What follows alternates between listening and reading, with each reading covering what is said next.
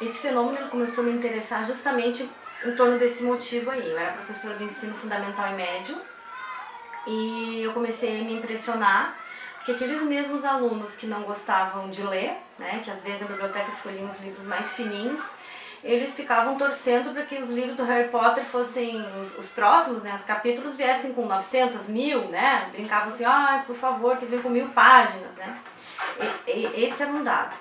O outro dado é que também aqueles alunos que não gostavam de produzir a famosa redação, não gostavam de escrever, enfim, expressar suas ideias através da escrita, mesmo com histórias narrativas, histórias criativas, aí eu fui descobrir isso mais ou menos lá pelos idos de 2003, mais ou menos, 2002, 2003, que eles escreviam histórias na internet, as fanfictions, e que essas fanfictions às vezes eram tão grandes quanto os próprios livros da J.K., né? Eu me lembro que tinha alguns alunos que produziam histórias com 30 capítulos, né? E também muito interessante que eles eram sempre muito preocupados com a qualidade da escrita. O que eles queriam? Eles queriam preencher aqueles vazios da história, porque eles não estavam satisfeitos, né? Eles queriam saber mais, o universo era tão grande que chamava eles à participação, mas eles também, além disso, além dessa coisa da criatividade, do criar histórias, né? Do se imaginar participando daquele universo, eles também se preocupavam com a linguagem, com a qualidade do texto. Às vezes eles criticavam aqueles que faziam histórias muito além desse universo. Então eu acho assim, o que vai acontecer com essa geração que leu Harry Potter, e que no Brasil as histórias foram lançadas em 2001, então a gente vai pensar aí que hoje essa geração está com 20 e poucos anos, né, que acompanhou, é o caso da minha filha, que em 2001, quando começou a ler, tinha exatamente 11 anos. Então ela acompanhou e ela foi crescendo junto, e à medida que os livros eram lançados, ela se tornava capaz de ler as histórias mais densas, como o quinto livro, que não é para criança, né? Então ele é muito mais complexo, porque à medida que a história vai crescendo, que o Harry vai crescendo, vai se deparando com questões da própria construção dele como sujeito, e mesmo naquele contexto do mundo em que ele vive, que enfim, ele é a esperança, né, daquela sociedade ali.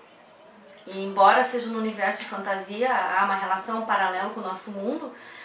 Por exemplo, discussão sobre o nazismo, né? Enfim, as diferenças, o preconceito, a estratificação social, uma série de questões ali muito complexas que são discutidas ali. O que vai acontecer com essa geração, na verdade, a gente não tem assim muita certeza.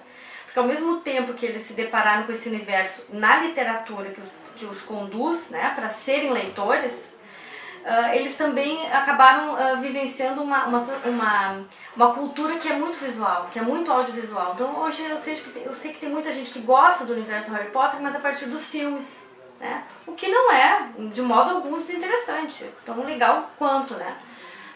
Então assim, se eles vão continuar a serem leitores, ainda é uma incógnita. Eu conheço, como eu lido muito com esse universo, eu conheço muitos jovens que hoje são leitores que me dizem que foi por causa do Harry Potter, né? Então eles começaram a ler o Harry Potter, eles se encantaram, eles perceberam o poder da literatura que te conduz naquele universo de fantasia, tu te afasta do mundo, tu pensa coisas, tu decide coisas e daí tu volta e parece que tu é mais capaz de perceber, né, o mundo que tu está vivendo, porque quando tu é capaz de decifrar pela linguagem uma metáfora, um intertexto, uma alusão, quando tu retorna essa metáfora, essa alusão, esses escondidos do nosso mundo, né? Tu também vai ser mais capaz de ler esse mundo a partir do teu trabalho cognitivo como leitor. Eu acho que isso que é o fator principal de colocar importância na literatura. Ela é um exercício, né, pra gente compreender o mundo. Eu sei que há esse tipo de leitor que começou a ler o Harry e foi procurando outras histórias de fantasia, e aí a gente viu aquele boom de histórias de vampiro, histórias que vão para o universo fantástico, né? Começou na literatura juvenil e hoje, enfim, vai para um outro eixo, né? Às vezes mais comercial, e que acaba indo para a literatura de massa, de histórias que se transformam em filmes, como a saga Crepúsculo, mas que também depois se dão conta de que não é só isso, que tem mais, que podem procurar histórias às vezes tão complexas, mas que não estão associadas a esse universo de fantasia. E não que as histórias fantásticas sejam menores, mas enfim, eu acho que quando a gente vai crescendo como leitor, é a mesma medida do crescimento como sujeito.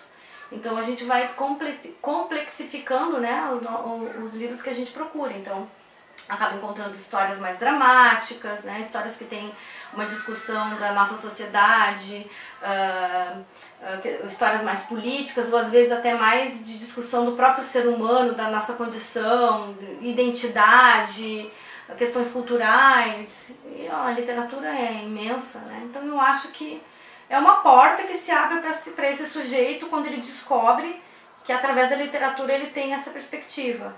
E aí se ele vai seguir, enfim, acho que também depende um pouco aí da mediação, principalmente nessa faixa etária dos 11, 12, 13, 14, 15 anos. Também tem em conta de que ele talvez possa ser conduzido a partir disso, mas com uma mediação. Eu acho que é isso.